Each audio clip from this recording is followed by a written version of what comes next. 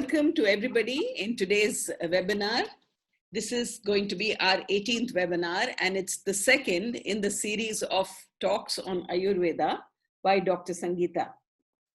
So for those who have joined us today, Rtambhara is a wellness company that looks at wellness in a holistic way, not just the body, but the mind as well, and all through the practice of knowledge and wisdom that comes from our ancient Indian scriptures and heritage. What we usually talk about and our subjects for our speakers are self-discovery, personal transformation, health, harmony, holistic well-being, as well as the arts and culture, Indian especially, which help connect us with our higher selves. So today we have again for you Dr. Sangeeta Balaprakash, who will be talking on the subject Ayurveda wellness, food, sleep, and lifestyle. And this is the second talk that we are having by her. There'll be 45 minutes of talk, followed by 15 minutes of question and answer that will be moderated by Dr. Sangeeta herself. And there are some protocols, please. You will be muted through the talk, and you can freely post your questions on the chat function. That's at the bottom of your screen. Please type out your questions, and Dr. Sangeeta will take them up during the Q&A session. And if you'd rather ask your question, then hold on. Wait till the chat, we finish all those questions, and then Dr. Sangeeta will invite you to unmute yourself and ask your question. So a little bit on Dr. Sangeeta for those who are joining us here and haven't heard her the last week. Dr. Sangeeta Balaprakash is an Ayurveda doctor, originally from Thrissur, Kerala. She obtained the medical professional degree, BAMS, which is Bachelor of Ayurvedic Medicine and Surgery, which is a 6 years professional education from Government Ayurveda College, Raipur, followed by a Panchakarma training from the prestigious Kottakkal Arya Vaidyasala, Kerala in 1995. Since then, she's been practicing and teaching Ayurveda in different Ayurveda hospitals and educational institutions in India. She currently lives in Stockholm, Sweden with her husband and 2 daughters, and has been teaching Ayurveda for the last 16 years in Europe. So over to you, Dr. Sangeeta. Namaste, and thank you, Rtambhara, for inviting me on this platform. Today, I will be sharing about the basic principles of Ayurveda. So, I will be just sharing these slides with you. So, Ayurveda is rooted in the Vedas. There is this famous Vedic expression from the Yajurveda, Yatha Pinde Tatha Brahmande, Yatha Brahmande Tatha Pinde. That explains the foundation principle of Ayurveda. As is the individual, so is the cosmos. As is the cosmos, so is the individual. So all the manifested entities of the cosmos is the same as we human being. So all the manifested entities, you can say, is the expression of the cosmos. So everything in the universe is made up of 5 elements. And as we are made up of the same elements as the cosmos, we should follow the laws of nature. And we have to be in equilibrium with the nature, with the surroundings, environment, and also with ourselves. So Pinda is referred to a mass or a solid mass or the human body. It could be the food or rice ball that we offer in the Hindu, according to the Hindu custom, to our to our ancestors. And also it's referred to the embryo. And Brahmanda is the cosmos. So this shloka explains that we all are one. We'll go to the next slide and we'll talk about the elements that constitute the cosmos and also the human beings. So we are made up of these 5 elements, and 5 elements are ether, air, fire, water, and earth. So all these elements in the next shloka, as per the Taittiriya Upanishad, in this shloka, it's explained the evolution of the cosmic elements. And from the Atma, the Akasha or the space element is evolved. So tasmadva etasmatmana Akasha. You see, from Atma, the Akasha came into being. Akashad Vayu. So from Akasha, Vayu, that is air element. And from Vayu, Agni, from Agni, Jala, and from Jala, Prithvi. Prithvi is the earth element, and from Prithvi, plants, and from plants, that is Aushadhi. Aushadhibhyo Annam, Annat Purusha. So from food came the Purusha. So here the evolution from the Atman, from the most subtle element to the most gross element is explained. You can actually see one of the TED Talk by Max Tegmark. He says that all conscious beings are just food rearranged. We are simply food rearranged, which actually already in the Vedas, it's been established that we are made up of food. So these elements, the 5 elements, are present in our body as 3 doshas. These doshas, what does the dosha mean? The word dosha means fault or error. Because the doshas can easily manifest as imbalance. We call it dushyate iti dosha. That means it can easily cause an imbalance. These doshas are the energies that are actually the 5 elements. So the 5 elements are present in our body as Vata, Pitta, and Kapha. Actually, it's in Sanskrit, we call it Vat, Pitta, and Kapha. So Vat is the dosha that is governs actually all the movement and change. It is composed of the elements ether and air. So ether and air, or you can say space and air, is present in us, in our body as Vata. So what does Vata do? Vata governs all the movements just like in the nature. See, when we talk about air and space actually, we occupy space, everything, the manifestation, creation happens in the space. And air is that sets everything into motion. So the planets are moving or the leaves are falling, seasons are changing. It's all governed by air element. Just like that, in our body also, this air is present or governs all the movement in the body. And these movements can be, like for example, respiration. We breathe. Our breathing is a movement. Our intestinal movement or the gastrointestinal movement, elimination, nerve impulse, nutritional intake. So, the transportation of the nutrients. It's all governed by Vata, Vata dosha. And even our thoughts, when we think, our mind is moving. So when we talk about the space, in the subtle level, the space is the mental field. And the air is the moment or moment of thoughts. So Vata governs all the movements. It not only governs, but it also actually engages your senses towards the objects and take in information. That is the function of Vata. So Vata also communicates, it grasps information, it connects the senses to your outer world and takes in information.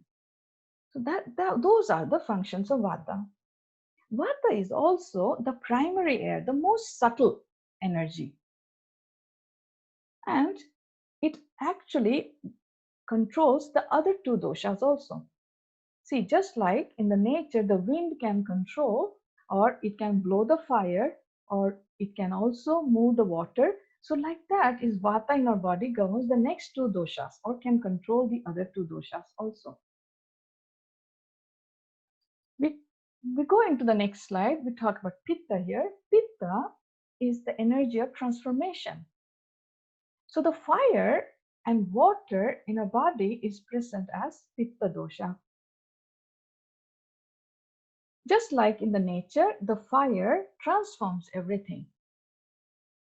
It can transform solid into liquid, liquid into gas, or it can cook your food. It can cook your, thoughts. That is what Pitta. Pitta digests everything, transforms food into energy, transforms ideas or thoughts or information. It processes this information and transforms into knowledge. So that is the main function of Pitta dosha. We have Kapha, which is the energy that gives structure and stability. It is water and earth element. So water and earth is present in our body as Kapha. And water, if you think about in the nature, water is there. You can see a small stream to the ocean, all the water bodies in our planet. In our body also, this water is present in the form of fluid. It can be the lymphatic system, or it could be the fluids that lubricate our body, lubricate our joints and organs. It can be the lungs, the heart. So Kapha is present as fluid in the body and also the earth element. So earth, if you think all the solid structure, it could be the rocks and mountains and trees. Everything represents Kapha, the earth element. In our body, the earth element is present as the minerals or the muscles or all the solid structure, because earth and water together gives form, gives structure. So if you mix water and earth, it becomes clay. And with clay, you can create form and structure. And that is what Kapha dosha is. Kapha, the word Kapha means to bind together. There is another word for Kapha, it is called Sleshma. Sleshma, the word comes from the root word slish alingane, that is the Sanskrit word. Slish alingane means to embrace, to hug. And that is what Kapha does. Kapha binds together. So these are the three energies of the doshas. You have Vata dosha, Vata, that means that governs movement. So Vata is gati. Gati, the word meaning for Vata, that is Sanskrit word, it comes from the root word Va. So Va gati gandanayo iti vayu. Gati and Gandha, what does that mean? That it governs the movement and also it engages our senses to take in information. Pitta. Pitta means, if there is a root word here, tapasantape, that means to produce heat. To cook our food, to cook our thoughts. So it produces heat means it maintains the body temperature. And Kapha, in short, it actually binds together, it lubricates our body and our joints, our inner organs. So all these three energies have different functions. To understand more about the doshas, we should understand the attributes of these three energies. What are the qualities of Vata, Pitta, and Kapha? So Vata, the qualities of Vata is actually the qualities of air and space. Vata is actually composed of these attributes or qualities. Vata is light and dry. So when you think about the elements, air and space, you just have to think about their qualities. So air is light, air is cold. It is dry and mobile. Mobile is it's moving. It's ever changing. It is fast. It is irregular and unstable. See, anything that moves is irregular and become unstable. And it is also subtle. So subtle means it can reach everywhere because space element is everywhere. So Vata dosha is subtle in nature. Because it's moving all the time, it is flexible. And it's also rough in nature, rough in the qualities. So when you understand the qualities of Vata dosha, you should understand that these are the qualities of the elements, and these attributes are present everywhere, outside us, inside us. So when we look through the lens of Ayurveda, you should also try to understand your nature, your surroundings, your environment, and also yourself, your body. Because these qualities manifest in all living and non-living entities of the cosmos. So when we talk about Vata, it is light in quality. What does that mean? Air is light, it's moving, it's fast. In our body, these qualities manifest as light. See, light Vata, if it's excess in our body, it will manifest as light body weight. So, light body weight or dry nature. So, in ourselves, if you look the qualities of Vata dosha, that means a person who has more Vata will be light in body weight. They can be dry, easily can get dry in their body, or the cold in nature. Cold means easily can get cold hands, cold feet, they freeze easily. They can't get enough heat, they are so cold from inside. Mobile in nature, that means, what does that mean is Vata is mobile. If you have too much of Vata in you, you will be very restless. You are moving all the time. You walk a lot, you talk a lot, you move a lot, everything moves. And it's fast. So you can see a person who has more Vata in them, they are very fast, fast moving. You can think about in the nature also. For example, if you see a bird, a, a bumblebee, or it can be a hummingbird. Think about the hummingbird. So it is very tiny, and it's moving. It moves so fast, it flies so fast that you can't even see the feather. And it's irregular. So what does irregular means? Vata can manifest, if you have too much of Vata in you, Vata can manifest as irregular physiological function. So a person's physiology becomes very irregular. Irregular bowel movement, irregular menstruation, all physiological activity, irregular hunger, so everything varies. Your hunger can vary, your bowel movement can vary. Nothing works like a clock. And unstable. So Vata is unstable. That means a person who have a lot of Vata in them can be unstable in their mind. So the mind can be indecisive. They have difficulty to focus. They can also have low self-esteem or low confidence. They're subtle. Vata is subtle in nature. So that means a Vata dominant person can have more subtle qualities. And subtle means, like I said, a person who has a lot of space element, they're so open, they're very sensitive to everything around them. They can get easily affected by their surroundings. Flexible. So a person who has more Vata in them, they are more flexible in their nature.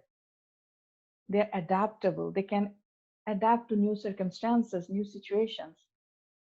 And also rough quality. So rough means if the roughness of the Vata we have too much in us, then it can manifest in our bones. It can get more dry and rough. Now we again try to understand this Vata dosha when how it manifests in our body. For example, a person who has more Vata in them will have Vata attributes. So you can actually identify here a Vata dosha is thin in their body frame, they are lightweight, they have dry skin. Remember, as I said, air is dry. So the dryness will be manifesting in the body, on the skin, as too dry skin, or the hairs can be dry and brittle. It's irregular. So irregular means their bowel movement can get irregular or other physiological function. They can often suffer from gas, bloating, and constipation. Irregular and scanty menstruation. Poor circulation, cold hands and cold feet. They have spacey and scattered mind. As Vata is air and space element, spacey mind. They have difficulty to remember things because they can easily empty their mind. They can easily take in information because the mind is very open. They can take in information fast and also can forget too fast. So they can grasp things fast, forget very fast also. They are generally very creative and imaginative. See, a Vata mind is very open mind because of their space element. They have a lot of ideas. They can think a lot. They have more ideas, but they have difficulty to actually process those ideas or convert into reality because they're very imaginative. If you are a Vata person, you are a person who dreams a lot, who have lots of ideas. But if the attributes of Vata become too much, then the Vata person can get anxious and fearful and insecure. So these are the attributes of a Vata person. So what you have to understand is take these qualities and understand accordingly. I'll go back to these qualities again, and you see Vata is light in nature, and light means that the body weight is light, the mind is light, very light-headed. They can think a lot, worry a lot, because of the light mind. See, if you think about if your mind is light, it's easy that you can either feel very happy, you can feel spacey, or you can also have lighter emotions like anxiety, worry, and nervousness because it's mobile in nature. Dryness is very unique to Vata. This quality is mostly unique to Vata, and that makes it a Vata dominant person very dry. You can suffer from dryness, and dryness can be so much that even internally the dryness increase, and you can have like cracking and popping joints. You can often see that a person who moves a lot, they can also, or do exercise too much, they can get very dry in their joints, and then it starts cracking. Cold, as I said, because as Vata is cold in nature, cold always contracts. That's the nature of the cold quality. So when the cold contracts, that means what are the cold emotions? Fear. Fear and nervousness is very much connected to Vata. Not just feeling cold or you're freezing so easily. You'll also find a Vata person enjoys warm food because they are usually cold. They like to drink warm, eat warm. And mobile quality makes a Vata a thinker. They are also physically the Vata qualities of mobility manifest as restlessness. Vata can get too restless. They have very difficulty to sit still. These qualities, when I'm talking, they're actually present right from the childhood. So you can, if you want to understand your dosha, if you want to understand what is dominant in you, you should actually look back as a child or as a teenager in most part of your life, how you were. Do you feel that you have these qualities in you? That means you might be having little extra air and ether element. Though we are born of all the five elements, we are composed of all the five elements. Vata is fast, and that means Vata mind works very fast also. Not just physically you are very fast, but mind also you're very spontaneous. And it's good to be spontaneous, but there is also some negative sides of that. Being spontaneous, it can be that you can also make very fast decisions without thinking, without analyzing. You can jump into conclusion. Hmm? And that can be the negative side of being spontaneous. And irregular. So Vata, as I said in the beginning, irregular is Vata means all the physiological function is irregular, but also irregular can be the routines. Vata hate routines. They are not so organized. They get suffocated if they are asked to work from 9 to 5, for example. They need change. And that is the nature of the air element. It is change. So they can't do same kind of work all day or all year round. They need motivation, they need stimulation, and Vata actually has a lot of that motivation and stimulation. So they need constant motivation and stimulation. Otherwise, they get bored very easily. They need change. If they are working also, maybe they work for half an hour and then they have to their mind start shifting to something else. So the mind is all the time on the move. And that is the unstable mind. They can have mood swings. Sometimes you're happy, sometimes you're sad. So mind keeps changing. Flexible is a very good attribute of a Vata person. So they can adapt to change. They're very adaptable. But again, this can be a problem. If you're too flexible, then you can lose your routines and you can easily become irregular. And that can affect a Vata physiology. So I hope you understand here now the qualities of the Vata dosha and how it will manifest on your body. Now we go into the Pitta. So Pitta is the qualities of Pitta dosha. Pitta is fire and water. So what happens? Fire and water together is Pitta. In the nature, we need dry wood to burn. The fire will only burn if you give dry wood. But in our body, the fire is present in a liquid base, and that is water.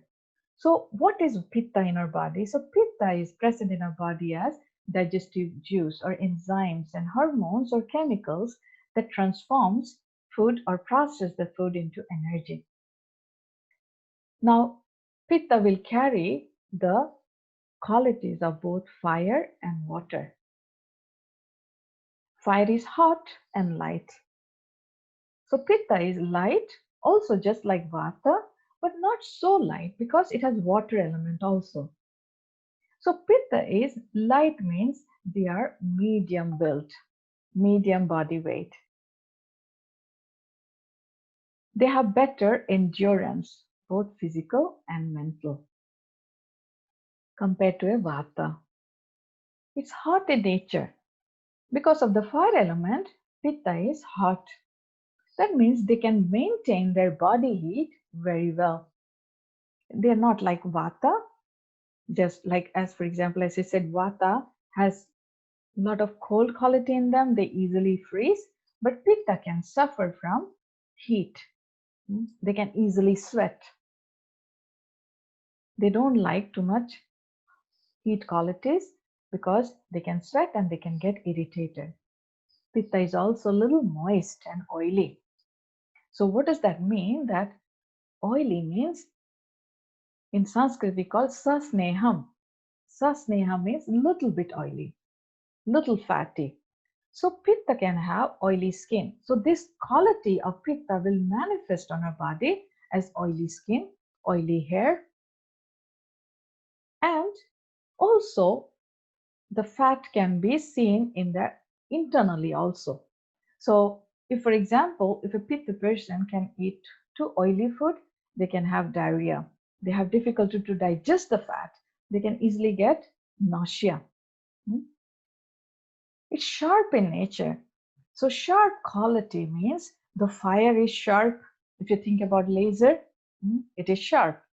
It is very focused. So sharp quality of Pitta can manifest in your mind as strong intellect, a sharp intellect. So Pitta is very intellectual and ambitious and driven and focused. So that is how the sharp quality manifests. In our body, these same qualities will manifest as strong digestion, a sharp digestive fire.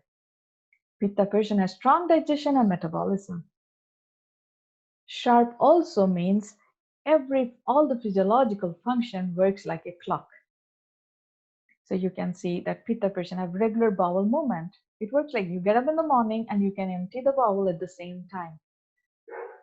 Their menstruation is also very regular. It's on time. So bowel movement, menstrual cycle, all these functions very perfectly at, at the right time. It's liquid. So liquid is water, Pitta is water. And it is, as I said, because it's with fire, it's like an acid. The liquid quality of Pitta makes them easy. For example, for them, they have more liquid in them, so they can easily sweat. So they have more liquid, it has to come out. So either they urinate more, they have more urine output, more sweat. The output of sweat is also more. And it's sour in nature. So sour means the taste, no sour. It can be the emotions also. Easily can get angry and irritated. And as I said, acid is sour in nature. So Pitta person, if you have too much of Pitta in you, you can easily get acidity. You can suffer from acidity, heartburns. It is also spreading. The quality, we call it in Sanskrit, we call it sara. That means flowing. It flows. It spreads. Like just like the fire spreads, Pitta also likes to spread their name and fame. They, if for example, if there is any imbalance in the Pitta, it can, you eat something wrong, it can spread. Like it can manifest on the skin as acne or skin eruptions. So if you eat something wrong, the whole skin can have some eruptions. And that is the nature of the spreading quality. Or if Pitta increases too much beyond beyond the balance, then what happens is, for example, you can have diarrhea. So that is how the Pitta can spread. Normally, a Pitta person, because of this attribute, they have good leadership qualities. It's both sharp and spreading quality makes them a good leader. It's also pungent. So pungent means it's spicy, we can say katu, katu in Sanskrit. So this is the quality of Pitta, hot quality. So here we'll understand the Pitta attributes again. So Pitta people have medium frame because it's fire and water. It has medium frame. Medium can be not just physically, their body built is medium, but also their endurance, physical and mental endurance is also moderate. Vata has the least endurance and Pitta has moderate. They have oily and sensitive skin, as I said. They can easily have acne, or the skin can get irritated if Pitta increases. They have strong appetite. A Pitta person, they can easily get hungry when they are, can get angry when they are hungry. They have regular menstruation and profuse bleeding. They have regular bowel movement. They have tendency to diarrhea. They sweat easily. They are sensitive to heat because of the fire element. They're intelligent, driven, and passionate, ambitious, and competitive. So they like to argue and they like to win also. They are focused and they are courageous. Pitta are the people who can easily, they like challenges also, and they like to win also. They're controlling and egoistic, especially if it's imbalance. If you have too much of Pitta, then they can be controlling and judgmental and critical. They are too critical about themselves. They're perfectionist. The fire element in them make them a perfectionist. And that's why they don't like to set limits. They can be too harsh on themselves. For them, it's easy to express anger than love. So these are the attributes of Pitta person.